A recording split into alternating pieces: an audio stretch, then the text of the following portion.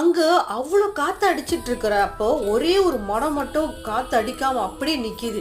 So அவங்க அப்பாவுக்கு வந்து புரிஞ்சிருச்சு அவங்களோட சாமி வந்து அங்கே தான் நின்று பார்த்துக்கிட்டு இருக்காரு அப்படின்னு. அப்போ உடனே அவங்க அப்பா சொல்றாரு, நீ பயப்படாம தைரியமா செய்யடா, நம்ம சாமி இங்கே தான்டா இருக்கு அப்படின்னு சொல்லி சொன்னோன்னே அவரும் பயப்படாம அங்கே செஞ்சிட்டு இருக்காரு. செஞ்சிட்டு இருக்கிற அந்த செகண்ட்ல என்ன ஆகுதுன்னா டக்குன்னு வந்து இவரு அந்த வேலன் வந்து பயங்கரமா கத்த ஆரம்பிச்சிட்டாரு. பயங்கரமா கத்தி அந்த ஆத்மா வந்து அந்த ரத்த கட்டின்னு இவரோட உடம்புல பூந்து அந்த இருக்கிற எல்லா ஐட்டத்தையுமே பயங்கரமா எல்லாத்தையும் சாப்பிட்டு வாழை இலை கூட வைக்கல. அதையும் அது வந்து பயங்கரமா சாப்பிட்டுட்டு இருக்குது.